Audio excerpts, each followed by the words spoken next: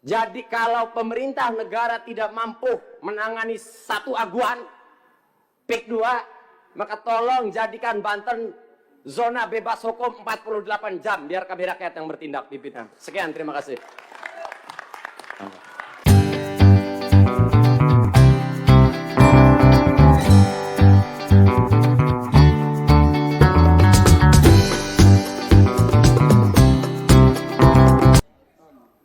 Pak Rekson, sementara yang lain nanti akan berkumpul, saya bertanya dulu kepada kawan-kawan, karena pada dasarnya kita RDPU, maka kita tidak perlu menunggu fraksi. Untuk itu kita buka saja ya.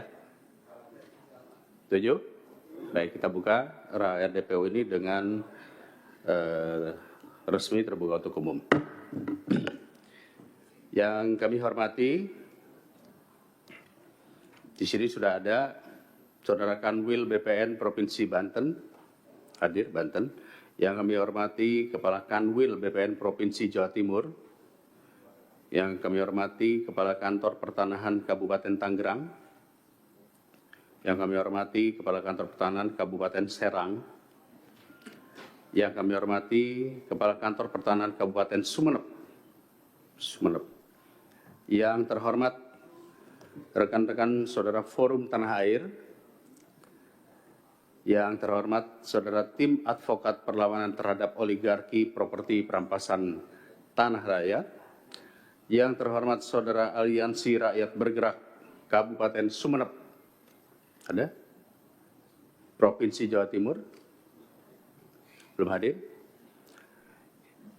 Dan juga teman-teman Bapak Ibu, masyarakat yang hadir hari ini di ruang sidang Komisi 2. Sebelumnya saya mau memberikan sebuah ilustrasi dulu pada Bapak Ibu semua. Jadi memang dalam waktu belakangan ini Komisi 2 sempat kita mendorong pemerintah untuk lebih proaktif lagi terhadap pengaduan-pengaduan masyarakat. Salah satunya adalah dengan kami membuat hari Selasa itu adalah jadwal untuk kita bisa menerima pengaduan-pengaduan masyarakat yang bersifat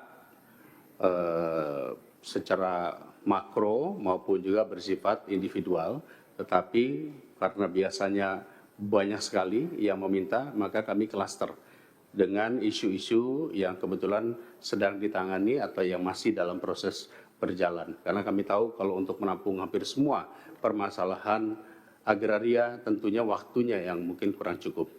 Untuk itu hari ini kami menerima masukan atau juga mungkin pengaduan-pengaduan dari masyarakat terkait permasalahan tanah, terutama di beberapa wilayah. Contohnya ada yang di wilayah Banten, wilayah Tangerang, wilayah Jawa Timur, dan lain-lain. Hadir juga di sini ada staf sus Menteri ATR BPN. Tadinya kami harap Pak Wamen hadir. Nggak hadir ya? Baik. Jadi saya pikir ini akan langsung didengar nanti oleh menterinya juga, agar kita bisa mendapatkan kelanjutan daripada dialog atau diskusi ini. Bapak Ibu yang kami hormati, saya tawarkan terlebih dahulu, sampai jam 1, apakah bisa disepakati? Nanti kalau kurang diperpanjang, ya. Sementara sampai jam 1 dulu. Baik. Bapak Ibu, para hadirin yang kami hormati, yang kami banggakan, kami menyampaikan terima kasih sebesar-besarnya kepada kawan-kawan Kepala Kanwil BPN Provinsi Banten, Kanwil BPN Provinsi Jawa Timur, Kepala Kantor Pertanahan Kabupaten Tangerang, Saudara Kepala Kantor Pertanahan Kabupaten Serang, Saudara Kepala Kantor Pertanahan Kabupaten Sumeneb, Saudara Forum Tanah Air, Saudara Tim Advokat Perlawanan Terhadap Oligarki Properti Perampasan Tanah Rakyat, dan Saudara Aliansi Rakyat Bergerak Kabupaten Sumeneb, Provinsi Jawa Timur atas kesediaannya. Jadi secara garis besar, Forum Tanah Air akan menyampaikan aspirasinya terkait perlindungan hukum bagi rakyat Banten yang terkena dampak langsung dari proyek PIK 2 serta permasalahan tanah lainnya. Berikutnya, tim advokat perlawanan terhadap oligarki properti perampasan tanah rakyat terkait dengan gugatan proyek PSN PIK 2 di 10 kecamatan, 9 kecamatan di Kabupaten Tangerang dan 1 kecamatan di Serang, yakni Kecamatan Teluk Naga, Paku Haji, Sepatan, Mau, Kronjo, Kresek, Gunung Kelem, Kemiri, Mekar Baru, dan Kecamatan Tanara, Kabupaten Serang. Dan juga perampasan tanah dan laut oleh oligarki PIK 2, Pengembang Agung Sedayu Group dan Salim Group. Yang ketiga, Aliansi Rakyat Bergerak, Kabupaten Sumeneb, Provinsi Jawa Timur, terkait dengan penerbitan sertifikat hak milik di Laut Gresik Putih Gapura, Sumeneb, Jawa Timur. Terdapat 19 SHM yang dipersoalkan. 18 SHM terbit pada 2009 dan 1 SHM terbit pada 1997 melalui program Land Management and Policy Development Program LMPDP pada 2009. Sertifikat tersebut mencakup lahan dengan total luas sekitar 40 hektar yang oleh masyarakat dan berbagai pihak dianggap sebagai wilayah laut dan pantai. Warga melaporkan dugaan tindak pidana pemalsuan dokumen dan atau pemalsuan surat atas dokumen penerbitan SHM, termasuk setelah SHM diterbitkan yang melibatkan pemerintah desa dan pejabat BPN. Pengaduan masyarakat yang kita terima hari ini menjadi indikasi kuat bahwa masalah ini butuh perhatian serius dari semua pemangku kepentingan. Kami dari Komisi 2 siap menjadi jembatan yang menghubungkan rakyat dan pemerintah dalam mencari solusi yang solutif dan adil. Bapak Ibu yang kami hormati, sebagaimana kita ketahui, kami Komisi 2 beserta dengan pemerintah pada saat itu langsung mendesak ketika ada case pagar laut yang pertama kemarin. Dan alhamdulillah sudah ada tersangkanya, sudah banyak yang pejabat-pejabat yang dikeluarkan, tapi tentunya masih banyak pertanyaan-pertanyaan lainnya. Oleh karena itu kami persilakan hari ini Bapak dan Ibu untuk menyampaikan aspirasinya. Kita mulai terlebih dahulu dari Forum Tanah Air. Silakan. Assalamualaikum warahmatullahi wabarakatuh. Terima kasih Bapak Ibu anggota Dewan yang mulia, yang terhormat. Kami dari Forum Tanah Air, saya dengan Doni Handri Cahyono sebagai Ketua Harian. Kami berterima kasih kawan-kawan telah diterima di sini. Kami ingin menyampaikan terlebih dahulu bahwa kami berharap Forum Tanah Air ini bisa menyampaikan bahwa pertemuan ini bukan pertemuan yang sekedar lip service saja, mohon maaf. Terima kasih kita sudah diterima, tetapi kami berharap setelah ini ada tidak lanjut dan ada target yang kita harapkan bersama. Mari kita sama-sama para anggota Dewan dan kami semua ini untuk membangun negara ini dengan baik. Tidak perlu ada topeng-topeng lagi, tidak perlu ada pakewuh lagi. Kami berharap, kami sudah banyak kawan-kawan untuk hadir di sini, tetapi mohon maaf Pak Dewan tidak ingin hadir, mereka apatis. Hal-hal ini yang harus kita bangun. Mulai dari sekarang, mulai dari kekuasaan PS sekarang, kita harap ini ada perbaikan. Kebetulan saya yang akan menerangkan nanti adalah sekretaris kami yang terjun langsung, menangani langsung dan mengawal langsung dengan ini ya Ibu Ida. Ibu Ida.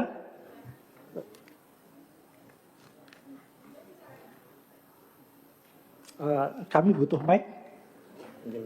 Pinjam sebelah sana. Mungkin bisa gantian duduk di tempat yang ada mic-nya.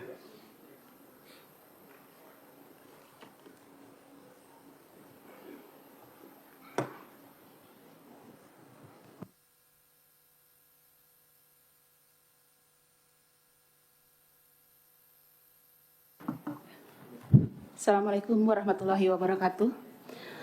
Pimpinan sidang yang mulia, rekan-rekan para tokoh dan teman-teman seperjuangan semuanya. Hari ini alhamdulillahirabbil alamin di hari yang penuh berkah, insya Allah ini adalah bulan Ramadan yang semoga di ruangan ini semuanya berhati bersih, berpikiran jernih sehingga bisa memperjuangkan semua hak-hak rakyat, terutama hak Banten. Perkenalkan, nama saya Ida Nurhaida Kusdianti, Sekjen Forum Tanah Air. Forum Tanah Air itu mengakomodir semua aktivis yang diaspora di 22 negara dan 38 provinsi di tanah air.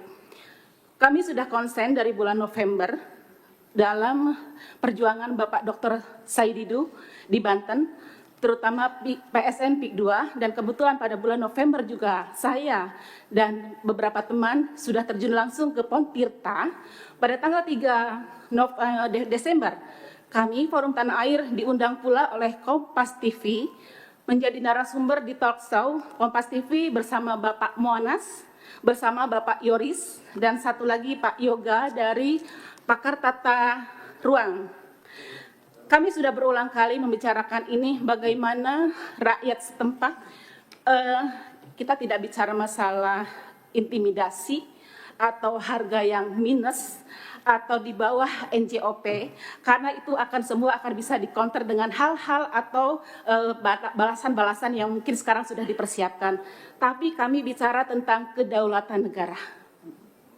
Satu kali lagi kami bicara tentang kedaulatan negara dan kedaulatan bangsa, terutama kedaulatan rakyat.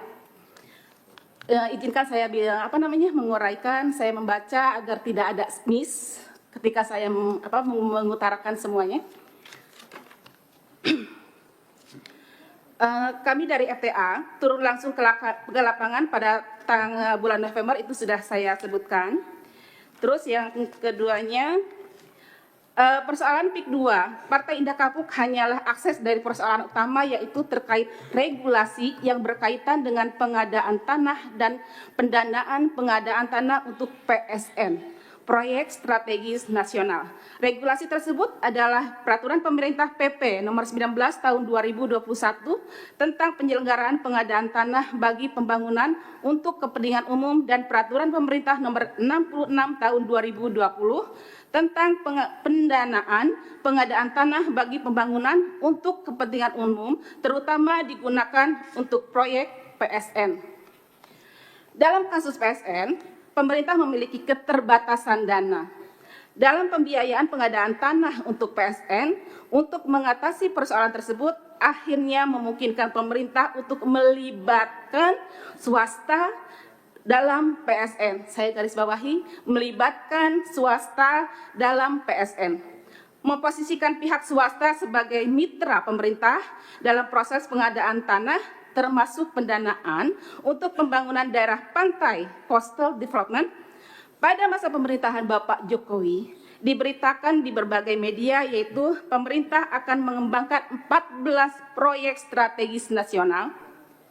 Satu kali lagi saya ulang, pada masa pemerintahan Bapak Jokowi diberitakan di berbagai media, yaitu pemerintah akan mengembangkan 14 proyek strategis nasional dan baru dengan pembiayaan dari swasta yang telah disetujui oleh Bapak Presiden Joko Widodo. Salah satunya adalah pengembangan pantai Indah Kapuk Tropikal, konsep yang tercapai seluas 1.755 hektar.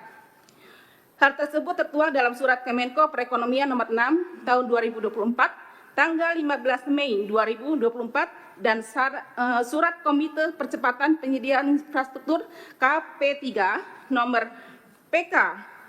Ini Bu, perlu saya jelaskan nggak ya? Apa dilompat aja? Nggak usah. Oke. Sejak keluarnya keputusan tentang PSN PIK 2 tersebut, pengembang PIK 2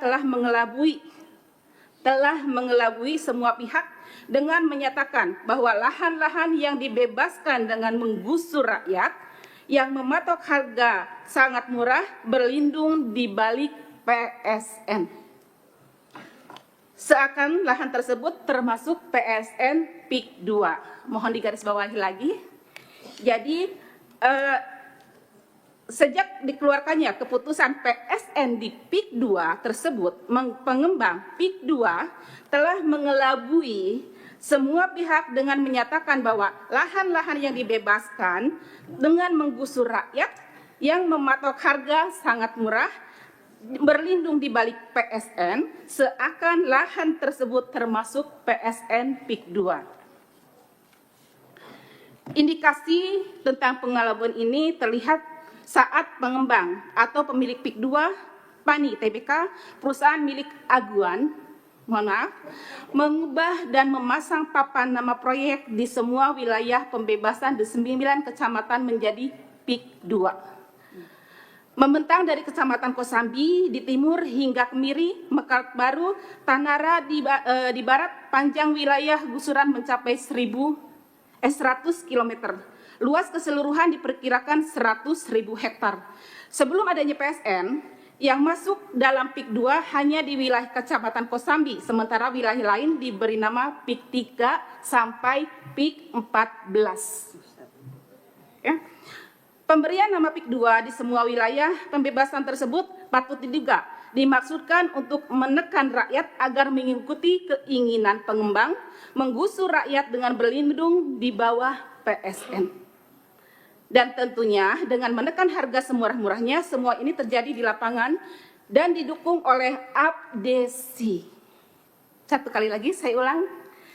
Semuanya ini didukung oleh APDESI, Asosiasi Pemerintah Desa Seluruh Indonesia.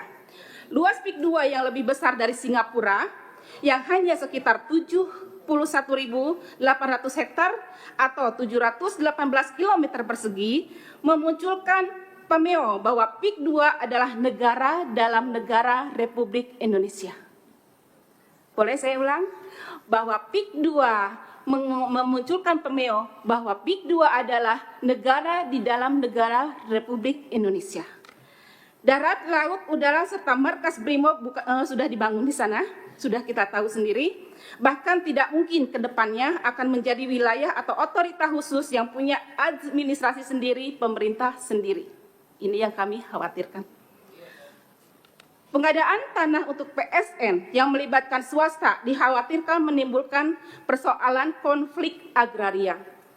KPA, Konsorsium Pembangunan Agraria, mencatat sepanjang tahun 2020 hingga 2023 ada 115 letusan konflik agraria akibat PSN. Luas lahan dan jumlah korban terdampak masing-masing 516, 409.000 hektar dan 85.555 keluarga. Menteri ATR BPN, nah ini yang saya mohon maaf, kenapa saya beberapa waktu lalu juga diundang di Kompas TV karena mau mengomentari ini bahwa Kementerian Pengkajian dan Penelitian Komnas HAM Menteri ATR BPN Nusron Wahid menyatakan minimal ada 5 pelanggaran yang dilakukan PANI sebagai pemilik proyek PIK 2. Ini Bapak Menteri yang bicara. 1. Tidak sesuai rencana tata ruang KSN Jabodetabek Punjur. 2. Tidak sesuai RT RW Provinsi Banten dan Kabupaten Tangerang. 3. Tidak punya rencana detail tata ruang. 4. Seluas 1.500 dari 1.755 hektar proyek PIK 2 masih berstatus hutan lindung. Belum diturunkan menjadi hutan konversi dan hak penggunaan lain. Beliau belum punya rekomendasi kesesuaian kegiatan pemanfaatan ruang KPR dari Menteri ATR atau Kepala BPN. Puncak gunung es dari Kemelut PIK 2 ini adalah terbongkarnya skandal pemagaran laut sepanjang 30,16 km yang beberapa waktu lalu kita saksikan. Dari data di lapangan ternyata pemagaran laut tersebut tidak hanya terjadi di Desa Kohot, tetapi ada di 16 desa, di 6 kecamatan di Tangerang. Mungkin ini saya loncat ya, mempercepat waktu. Di awal munculnya isu pagar laut, untuk pagar laut saya loncat, sebentar, mohon maaf. Nah, penggusuran dan pengurugan yang sedang berlangsung sebetulnya harus dihentikan karena sudah terlalu banyak protes dari warga, dari aktivis, daripada tokoh, dan hampir seluruh warga Banten sudah protes atas pengurugan dan penyerobotan tanah. Demikian juga dengan kasus pemagaran laut. Saya mohon Bapak yang ada di sidang ini, terutama Bapak pimpinan beserta jajaran, tolong cermati ini, pahami ini, lihat rakyat Bapak yang ada di Banten. Ini bukan hanya tentang Banten, tapi tentang seluruh Indonesia. Bagaimana saya melihat langsung mereka, bagaimana saya mendengar langsung cerita mereka. Saya tidak bicara atas nama pribadi, tapi saya sebagai warga Banten, karena memang saya sebagai sekretaris FTA juga adalah warga Banten. Jadi naif rasanya kalau saya menutup mata, hati dan tuli ketika saudara-saudara saya sedang tertindas. Untuk lengkapnya nanti mungkin akan saya serahkan ke Bapak Pimpinan data-datanya. Dan satu lagi yang harus kita ingat Pak, kejadian ini, PIK 2 ini tidak akan terjadi jika tidak ada Perda 1 nomor 1 2023 dikeluarkan oleh Pemprov Banten. Boleh saya tuturkan sebentar sedikit? Oke. Sebentar, maaf. Beberapa waktu lalu kami dari warga Banten, dari tokoh ulama dan jawara 2 kali meminta audiensi pada tanggal 13 November. Kami meminta audiensi dengan DPRD Banten, tapi mereka menolak dengan alasan reses. Pada tanggal 27 beberapa hari lalu kami kembali mengajukan audiensi dan alhamdulillah diterima oleh Wakil Ketua DPRD Provinsi Banten. Alhamdulillah di situ terbuka semuanya. Jadi ada mengapa Perda 1 nomor 1 tahun 2023 ada dan mereka membicarakan, kami tidak menyertakan satu kalimat pun, mohon maaf perhatian untuk semuanya. Di DPRD Provinsi Banten, ketika kami audiensi, beliau mengungkapkan tidak ada satu kalimat pun di dalam perda tersebut yang menyebutkan ada peralihan fungsi dari hutan lindung ke hutan produksi. Tapi salah. Di dalam perda tersebut, di pasal 81 sudah tertulis. Silakan nanti saya berikan juga salinannya, insya Allah. Jadi satu, bahwa proyek PIK 2 tidak akan terjadi jika Perda nomor 1 tahun 2023 tidak dibuat. 2, asal usul terbitnya Perda tersebut adalah sudah diatur oleh Al-Muktabar atas dasar perintah dari Bapak Jokowi selaku Presiden Republik Indonesia. Yang ketiga, tanah yang disebabkan tidak sesuai dengan aturan undang-undang yang berlaku, apalagi menggunakan jasa pihak ketiga, salah satunya abdesi. Nomor 4, BPN juga ada indikasi terlibat dalam kelancaran rencana oligarki dan bertindak setelah Perda itu diresmikan. Nomor 5, jadi semua berawal dari pesanan Perda. Oke, jadi semua berawal dari pesanan Perda. Ini saya sudah ada salinannya, nanti saya kirimkan, nanti saya sertakan. Mungkin tidak berpanjang lebar, itu sedikit yang kami saksikan. Supaya orang nanti bisa memahami Perda 1 nomor 1 tahun 2023. Iya. Tentang apa, Bu? Tentang pengalihan, sebentar. Kan ada judulnya itu. Peralihan kawasan hutan atau kawasan hutan lindung ke hutan produksi. Isi perdanya ada, Pak? Nama perdanya apa, Ibu? Ada nomor sebentar, ya Allah, kenapa jadi bukan grogi, soalnya buru-buru. Rencana tata ruang wilayah. Iya, tata ruang Provinsi wilayah. Banten tahun 2023-2024 itu ya? Iya. Itu kan berarti global ya? Ini kan global ini. Hanya masalah yang perubahan itu, peralihan itu ada di yang soal mangrove itu bukan, Bu? Iya, mangrove. Baik, nanti kita pelajari lah. Oke. Nanti saya kirimkan juga perdanya.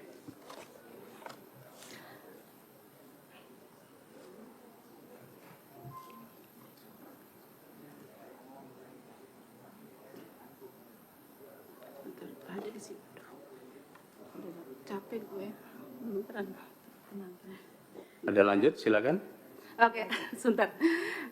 Sepertinya kalau dari FTA, sumpah sampai situ dulu cukup. Karena memang terakhir itu kami membersamai warga, ulama, dan para tokoh akademisi dari Banten untuk beraudiensi dengan DPRD Provinsi Banten. Dan alhamdulillah sambutannya baik.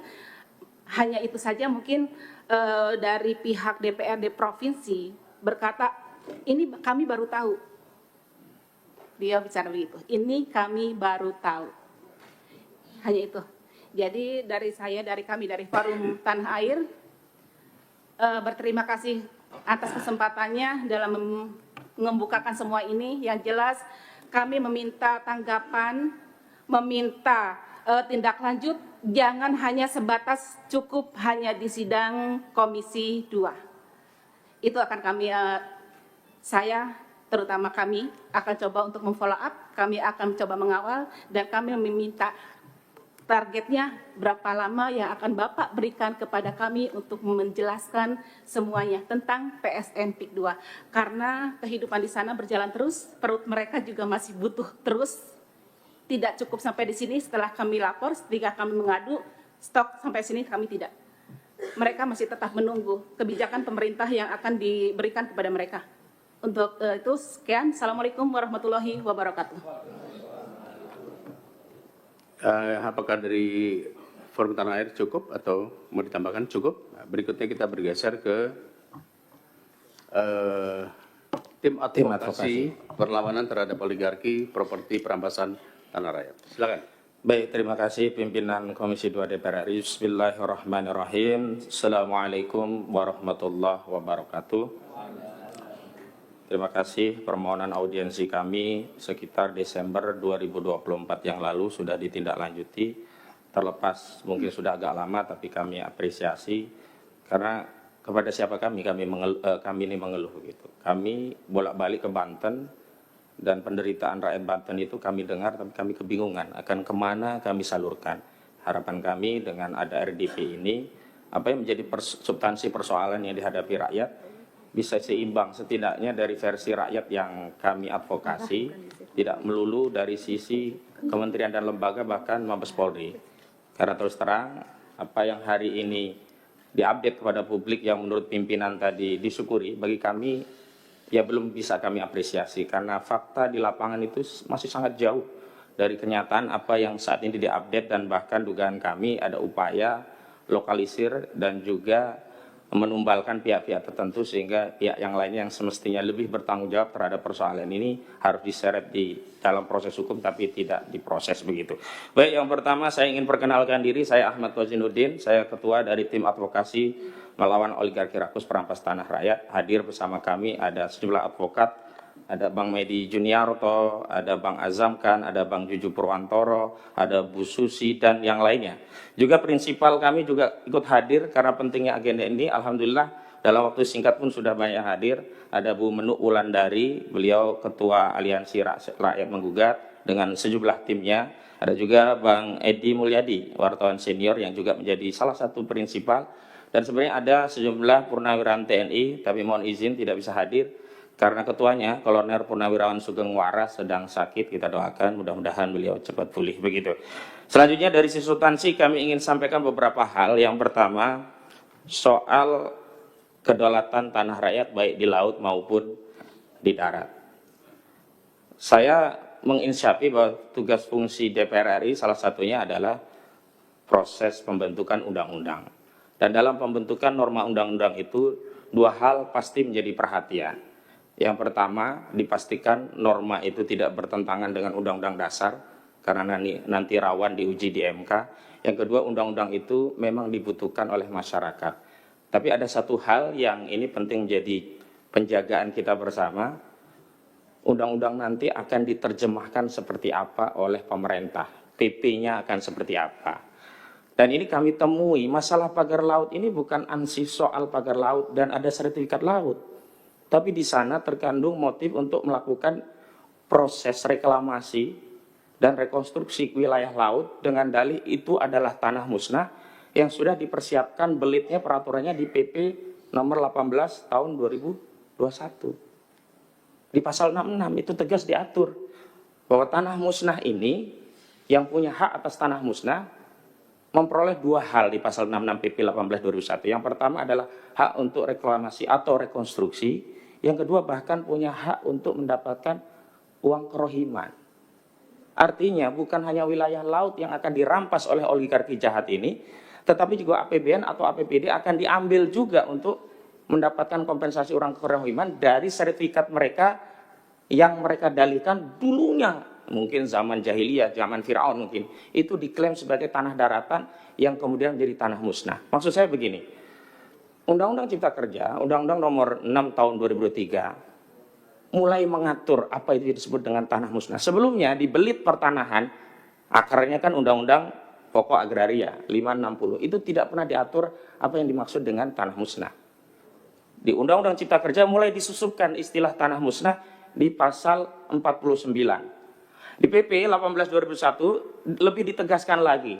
Di definisinya ada di angka 1 nomor 33, dan bahkan di pasal 66 PP 18/2001 itulah yang menjadi dasar legitimasi bagi pihak-pihak yang ingin membangun industri properti di wilayah laut bisa memperoleh hak, tapi bukan reklamasi seperti di pantai utara Jakarta. Mereka melakukan reklamasi dan rekonstruksi dengan dalih mereka punya sertifikat hak, apakah itu SHGB atau SHM, yang didalihkan sebelumnya ini adalah tanah daratan yang terkena abrasi, dianggap tanah musnah. Clear ini yang sedang terjadi, upaya hendak merampas wilayah tanah laut kita, berdalih PP 1821 dari pintu pasal 66. Maka mulai bekerja mereka menyiapkan alas haknya. Kepala Desa Kohot ini punya tugas untuk menyiapkan narasi. Dulu ada girik-girik tahun 80-an, 81, 82 yang seolah-olah ada di wilayah laut, yang kemudian menyelibatkan kantor jasa surveyor berlisensi yang dia juga tekan seolah-olah wilayah itu ada di wilayah daratan, maka diterbitkan oleh BPN ini. Jadi mafianya itu melibatkan BPN juga. Karena produk itu tidak mungkin terbit kalau BPN melakukan tindakan yang benar-benar sesuai aturan. Contoh, tidak mungkin ada pengukuran sertifikat di laut kemudian diloloskan sertifikatnya. Terakhir, 263 SHGB. Itu sudah diakui punya salah satu properti yang kita ketahui dia rajanya reklamasi. Agung Sedayu Group, proyeknya apa? Pantai Indah Kapuk 2. Motifnya apa? Itu nanti akan direklamasi atau rekonstruksi. Menggunakan apa? Pasal 66 PP 18 tahun 2001. Siapa yang membiayai? Tentu yang punya kepentingan terhadap reklamasi, dialah yang membiayai. Gak mungkin Arsin. Duit dari mana Arsin membiayai? Lalu kita dibikin bodoh oleh Menteri KKP. Saya nggak ada di sini gitu loh. Seolah-olah semua itu diakui oleh Arsin dan siap bayar denda 48 juta rupiah. Ini juga statement yang tidak berdasar. Karena sebelumnya katanya denda per kilometer 18 juta. Ini ada 30,31 kilometer. Kok bisa ketemu 48 miliar dari mana? Kok ada pernyataan katanya Arsin siap membayar dari mana? Belakangan kuasa hukum Arsin membantah. Ini menteri berani berbohong di forum resmi DPR RI. Lalu kalau motifnya itu nyambung bagi rakyat, dan rakyat sudah tahu, Pak. Kalau Bapak kunjungan ke Pulau Cangkir, saya kan yang pertama kali dengan kawan-kawan memviralkan pagar laut di Pulau Cangkir itu. Juga kemudian nelayan Khalid dan yang lainnya, rame kita bareng-bareng. Baru terungkap rencana penjajahan tanah laut kita ini. Itu di wilayah laut. Dan mohon maaf, itu tadi bisa jadi karena pertimbangan DPR ketika membuat peraturan hanya berkutat kepada apakah ini dibutuhkan masyarakat, yang kedua apakah bertentangan atau tidak dengan undang-undang dasar, tapi tidak berpikir nanti akan diterjemahkan seperti apa oleh eksekutif. PP-nya nanti seperti apa? Ternyata PP itu merinci dengan sesuatu yang tidak pernah diatur dalam undang-undang. Nggak ada hak reklamasi yang diatur dalam undang-undangnya, tiba-tiba dimunculkan dalam PP-nya. Jahat sekali, ini oligarki sudah masuk ke relung-relung bernegara kita. Saya bicara atas nama negara, bukan hanya rakyat hari ini. Kalau hari ini kita diam, nggak tahu kita punya kedaulatan wilayah apa lagi. Itu untuk di wilayah laut. Sekarang di wilayah darat. Mumpung ada BPN dari Kabupaten Tangerang juga di tingkat provinsi. Kami menemukan data. Dan ini dari situs Bumi ATR. Data yang kami olah. Ada 3 orang nama. Engcun atau Gojali, kemudian Freddy, dan Henry. Punya tanah 9 juta hektar. 9 juta meter persegi atau 9.000 hektar. 900 hektar, mohon maaf, salah. Ya, 9 juta meter atau 900 hektar. Ini nggak mungkin bisa diloloskan kalau nggak terlibat pejabat bermain di dalamnya. Dan tanah-tanah inilah yang modus merampas tanah rakyat itu ya. Mereka main dengan BPN, terbitkan sertifikat itu diklaim oleh oligarki melalui sejumlah nama Alibaba yang dipakai ini, kemudian diterapkan kepada tanah rakyat. Tanah rakyat nanti dinego, mau jual murah nggak? Kalau nggak mau jual murah, bertarung di pengadilan, kalahlah di pengadilan. Semua lini sudah dikuasai. Apalagi rakyat yang tadinya belum punya sertifikat. Yang belum punya sertifikat baru kiri, nggak bisa ditingkatkan. Kenapa? Karena sudah diblok oleh BPN. NIB-nya, nomor induk bidangnya sudah diblok oleh BPN. Ini kenyataan yang terjadi. Selanjutnya, saya mau katakan, kasus ini bukan baru kemarin, Pak. Sejak 2017, kami hadirkan saksinya. Ada di belakang itu Ibu Tin Soehartini. Tanya dirampas habis, sekarang sudah jadi PIK 2. Kemudian ada Kamakana, ada juga Charlie Chandra. Mohon maaf, isunya ini bukan anti etnis tertentu. Bahkan korbannya pun ada yang dari etnis Tionghoa. Ini tidak mungkin terjadi kalau tidak ada satu kejahatan yang sifatnya terstruktur, sistematis, dan masif dilegitimasi oleh peraturan dan perundang-undangan. Selanjutnya saya mau bicara lagi tentang bentuk penekan apa sih modus operandinya di masyarakat. Bapak-bapak kan hari ini baru tahunya yang timbul sertifikat itu hanya di atas laut. Faktanya, Bapak cek di aplikasi Bumi ATR atau ATR BPN, di sungai-sungai sudah diterbitkan sertifikat oleh mereka. Jadi mau dikuasai semuanya, laut dikuasai, sungai dikuasai, darat dirampas. Kenapa kami konsisten menggunakan terminologi merampas tanah rakyat? Kenapa? Definisi merampas adalah mengambil tanah dari pemiliknya tanpa keridhaan. Baik karena harganya murah, tidak dibayar harga, apalagi dengan intimidasi dan sebagainya. Bapak coba ke Kronjo. Tanah di Kronjo itu ada yang dibayar berapa? Rp30.000 per meter. Ada yang Rp50.000. Itu pun belum dibayar semua. Ada seorang petani di Kronjo sedang menunggu panen sawahnya. Tiba-tiba datang tanah urukan menumbun tanah sawah tadi. Ini dekat dengan sungai yang sebelumnya sudah diuruk. Kalau sekarang sudah dinormalisasi, namanya Sungai Kalimalang. 20 meter lebarnya, 3 kilometer diuruk.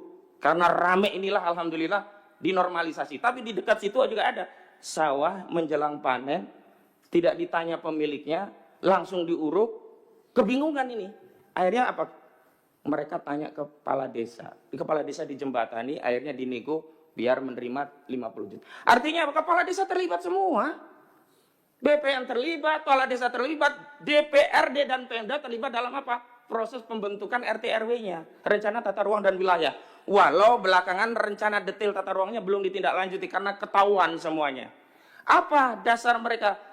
Rencana tata ruang di wilayah itu menyebabkan apa? BPN bisa menerbitkan sertifikat di wilayah laut, seolah-olah itu kawasannya menjadi kawasan industri. Dan ini disebutkan juga oleh direktur dari Agung Sedayu Group, Nono Sampono. Dan dia berdalih, oh itu kan dulu tanah terkena abrasi. Bohong nih Pak, nggak ada tanah abrasi di Tangerang. Kalau mau saya kasih garis besarnya, tanah abrasi itu mungkin terjadi di pantai selatan, karena angin kita arahnya ke Australia. Kalau pantai utara, bukan abrasi, malah terjadi sedimentasi. Karena ada material dari laut yang dibawa ke daratan. Makanya Wahyu Sakti Tenggono udah bilang, motif pagar laut itu adalah untuk mengumpulkan sedimentasi. Pertanyaannya, dia sudah tahu itu motifnya. Lalu dari mana dia bisa bicara itu? Kalau terjadi sedimentasi, untuk apa? Untuk kolam penangkaran buaya? Nggak mungkin. Itu tadi, ini dalam rangka untuk membangun kawasan industri properti. Aguan ini sudah pernah gagal di Jakarta. Mau dia coba sekarang di wilayah Banten dan semua wilayah lainnya sudah ada. Dan mohon maaf Pak, kalau diperhatikan kenapa ada fenomena sertifikat di atas laut, itu semuanya rata-rata setelah tahun 2021 mereka memanfaatkan PP 18/2021 pasal 66 karena mereka ingin mendapatkan hak untuk melakukan reklamasi atau rekonstruksi berdalih tanah mereka menjadi tanah musnah. Bapak pimpinan yang saya hormati, juga anggota dewan yang terhormat, saya ingin fokus juga kepada apa sih peran kita sesuai dengan fungsi yang melekat pada kita, termasuk kewenangan kita. Kalau dari kami Pak, kami sudah sampaikan memang kami menggugat. Ada 9 entitas yang kami gugat. 1-8 sebagai tergugat, 1 sebagai turut tergugat. Turut tergugatnya adalah Kementerian Keuangan. Untuk apa? Bukan untuk kami gugat untuk membayar negara kepada kami, bukan. Untuk menerima hasil gugatan kami agar dibayar kepada negara karena kerugian ini dialami oleh seluruh rakyat, agar diterima melalui Kementerian Keuangan. Mohon izin saya sampaikan, tergugat 1-nya Aguan atau Sugianto Kusuma, tergugat 2 Antoni Salim, tergugat 3 adalah PT Pantai Indah Kapuk, tergugat 4 adalah PT Mandiri Lestari, ya, Mandiri Sukses Makmur Lestari, kemudian ada tergugat berikutnya ada Jokowi, ada Erlangga Hartarto, ada tadi yang disebutkan dari Abdesi, Surtawijaya, dan Mas Kota. Saya menjadi saksi, ada pos Abdesi di Kecamatan Kronju, dekat tikungan yang di sana ada patung ikan dan udang. Belok kiri sedikit disitulah.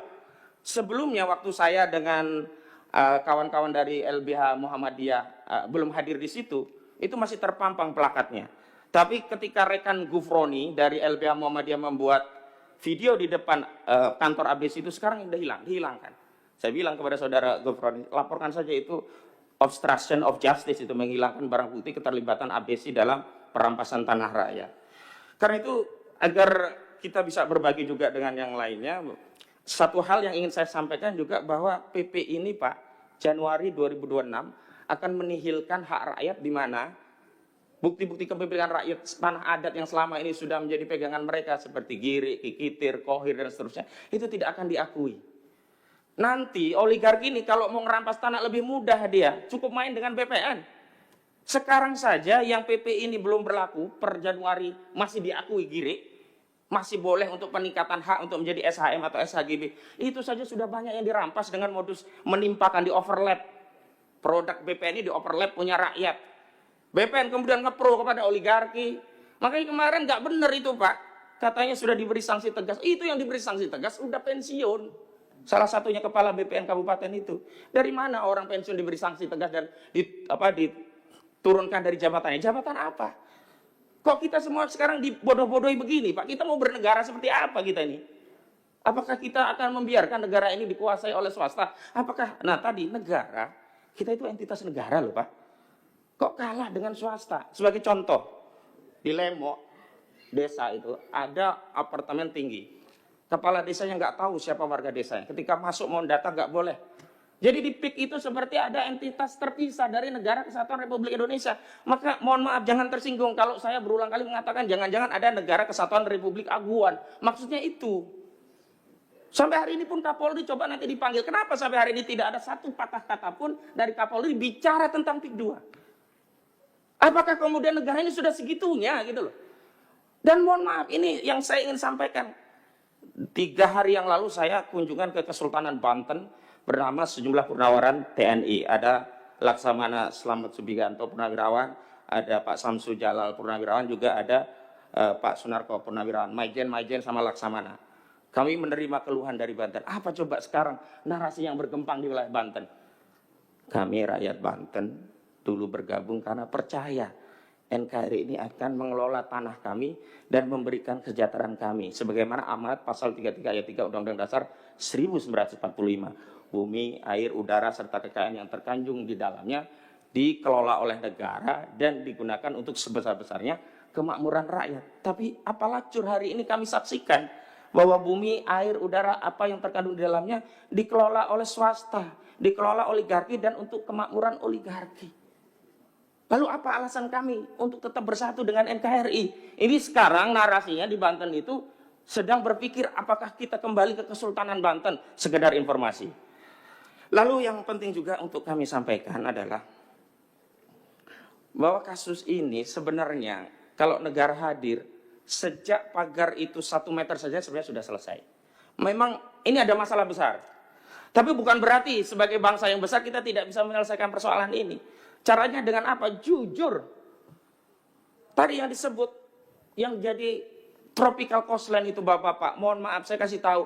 Ini tanah hak negara, mau dirampok oleh Jokowi dikasih kepada Aguan. Kenapa? Dari 1.755 hektar proyek PIK 2 yang disebut dengan tropical coastline, 1.500-nya itu kawasan hutan lindung yang kewenangannya ada pada negara. Mau dikasih kepada PIK 2, dikasih ke Aguan. Ini korupsi. Penyalahgunaan kewenangan dan perbuatan melawan hukum yang menguntungkan diri sendiri, orang lain atau korporasi, dalam hal korporasinya Aguan karena dapat tanah, yang merugikan keuangan negara. Ruginya negara apa? Kehilangan kawasan hutan lindung yang itu mewakili kerugian rakyat. Sejelas ini sebenarnya masalahnya. Tapi kenapa yang ditangkap baru Arsin? Kalau mau saya bilang, bukan hanya Arsin, bukannya BPN pun, begini info yang saya dapat. SHGB itu seolah-olah hanya dikeluarkan oleh Kantah. Padahal menurut kewenangannya, kalau dia di bawah 4.000 memang Kantah. di atas 4.000 sampai 10.000, Kanwil di atas 10.000, menteri. Kenapa sekarang kemudian yang tahu kita malah menterinya kebakaran itu kantornya?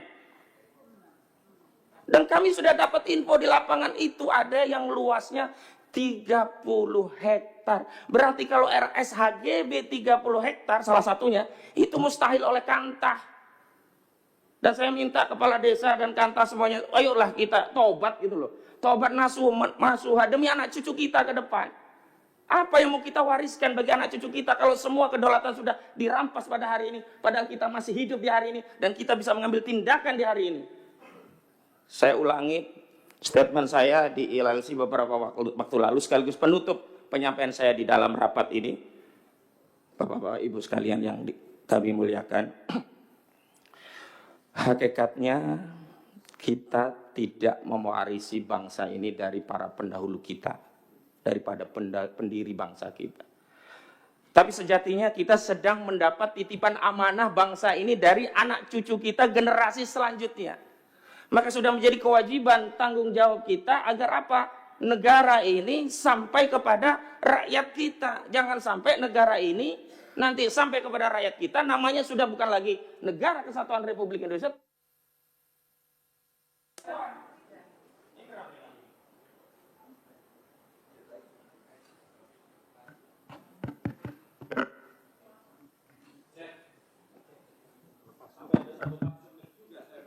Enggak. Saya klarifikasi itu enggak ada sabotase. Kalau sabotase berarti saya instruksi. Tapi ini kan enggak, mati sendiri. Oke. Saya memberikan waktu seluas-luasnya, Bapak mau bicara apa saja silakan. Tolong dicek dulu, mungkin ada yang kesenggol kabel-kabelnya. Ini biasanya ada yang kesenggol kabel-kabelnya.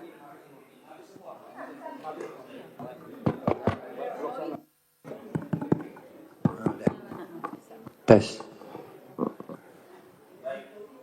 Ya, intinya adalah bahwa kita karena itu kita jangan menyia-nyiakan amanah, karena legasi hidup yang paling tinggi itu adalah reputasi.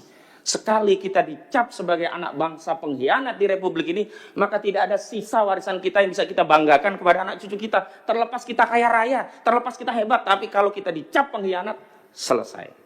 Saya kira itu. Dan untuk detailisasi saya mohon izin ada satu dari Banten untuk menyampaikan, biar perspektifnya juga nyambung antara gambaran umum yang kami sampaikan dengan detail masalah yang ada di Banten.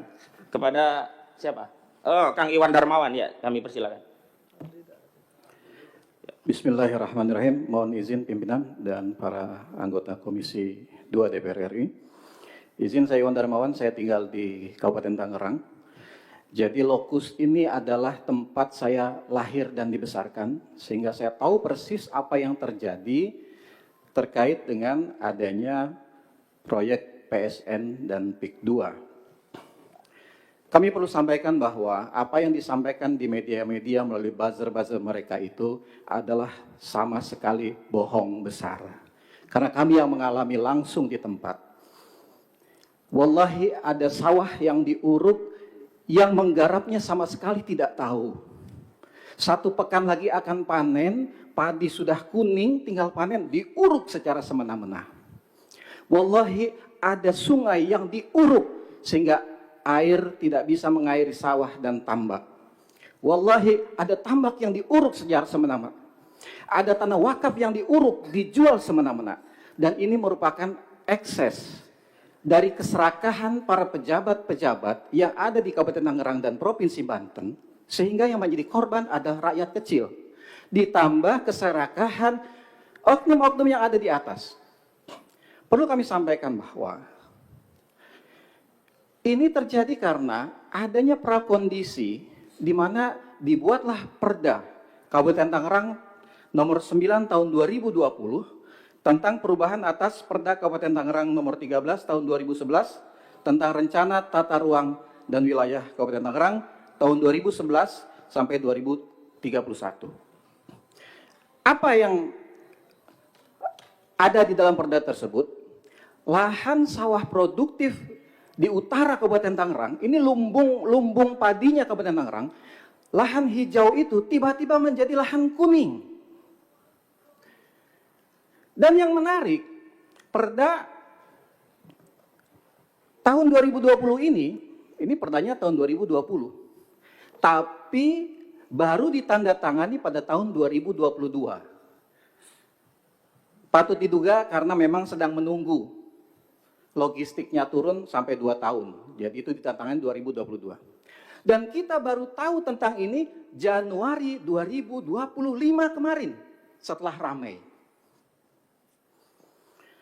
Padahal perda ini jelas bertentangan dengan Perda Provinsi Banten nomor 5 tahun 2014. Tentang apa? Tentang perlindungan lahan pertanian pangan berkelanjutan.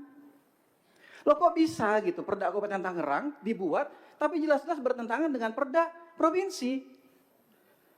Apalagi kemudian mereka berdalih dengan adanya Perda nomor 1 tahun 2023 Provinsi Banten ini, sehingga mereka merasa di situ ada kesempatan untuk menggunakan ruang laut, memanfaatkan dan seterusnya itu. Padahal putusan MK nomor 85 tahun 2013 sudah jelas mengatakan bahwa perairan laut tidak boleh dimanfaatkan untuk kepentingan komersial maupun pribadi, apalagi terbit sertifikat di atasnya.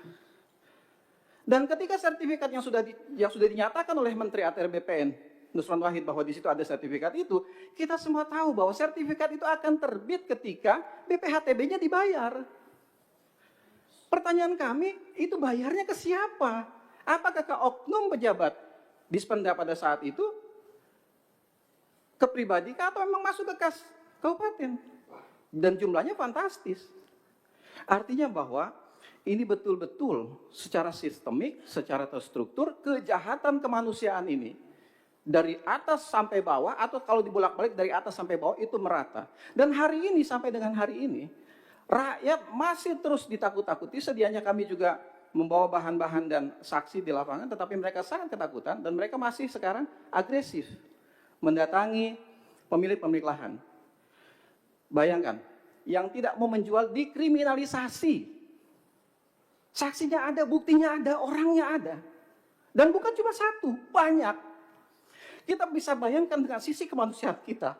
Pemilik tanah sudah sepuh dalam kondisi sakit dengan selang oksigen dipasang. Dipaksa tanda tangan untuk melepaskan haknya. Dan ada oknum polisi di situ, ada oknum pengacara di situ. Ini apa? Kemana negara? Ini zolim, sezolim-zolimnya. Karena saya mulai paham, mulai mengerti. Kenapa selama ini pengurukan yang begitu masif, pemagaran yang begitu masif, semua pejabat diam di kabupaten maupun di Provinsi Banten. Kenapa? Karena mereka lah yang menangani produk-produk perda ini. Demikian tambahan dari saya. Insya Allah nanti akan dilengkapi oleh Saudara Mahesa. Sebelah saya singkat saja. Ya, nanti selain Mahesa, izin ada 2 saksi yang saya bawa. 1 Butin Suhartini, 2 Charlie Chandra. Mohon izin waktu sebentar biar menyampaikan apa yang mereka alami. Sekarang Kang Mahesa, silakan Kang. Bismillahirrahmanirrahim. Singkat saja pimpinan. Saya ingin melaporkan temuan di lapangan. Salah seorang anggota DPRD Kabupaten Serang bernama Haji Abdul Ghafur ketika dalam rapat resmi seperti ini, ketika itu dalam kasus pagar laut, beliau hanya mengecek, meminta keterangan dari pihak desa, dari Kades. Lalu waktu itu saya protes, kenapa tidak minta keterangan dari rakyat? Apa bahasanya pimpinan? Saya takut ditembak. Nggak tahu, yang ngomong itu anggota DPRD. Iya, makanya kita sampaikan. Seorang anggota DPRD di forum resmi, dalam rapat resmi, ngomong ke rakyat bahwa saya tidak bisa menemui rakyat karena takut ditembak. DPRD Kabupaten Serang namanya Abdul Ghafur dari fraksi PKB. Tuh yang pertama. Berarti ada kekuatan besar ini, kita semua punya keyakinan dan justru malah kadang anggota polisi yang baik malah terjerat dengan seragamnya. Bapak-bapak di sini yang duduk di sini saya tahu terjerat dengan statusnya. Semua punya kepercayaan dan punya pengetahuan. Tapi justru jabatan menghalangi bapak-bapak di sini untuk bertindak. Kemudian yang kedua, Hari ini saya masuk di gedung DPRD ini, tidak bisa masuk karena tidak memakai sepatu. DPR RI, maaf. Tapi aguan menguruk sungai masih bebas sekarang, Bapak Pimpinan. Tidak Polri, tidak TNI, tidak Dewan, tidak Menteri. Kenapa di negeri ini tidak ada yang berani sama orang yang namanya aguan? Saya bahkan tidak masuk di gedung milik rakyat hanya karena tidak pakai sepatu. Tapi aguan mengurugi sungai, tanah bengkok. Dan terakhir saya menemukan satu lagi, Bapak Pimpinan, di BPN. Ada salah seorang anggota BPN, Kabupaten Serang. Ngomong langsung saat rapat resmi, kata salah seorang anggota BPN, "Lo bagus Mahesa, tanahnya dijual 23.000 daripada digusur." Yang ngomong pegawai resmi anggota BPN. Ibu tolong dengerin, Bu. Ibu dari BPN, Bu. Ini rakyat bicara, Bu. Diem baik itu si ibu itu dari BPN. Ya, diteruskan aja, diteruskan. Kita semua mendengar kok. Betapa sakit anggota dewannya katanya takut ditembak. Betapa sakitnya kami rakyat Banten. Salah seorang anggota BPN ngomong, "Oh, lebih baik dijual 3.000 daripada digusur." Saya hanya bisa melaporkan itu saja. Sampai suatu ketika sampai saya ngomong pernah kayak orang ngecaprak pimpinan.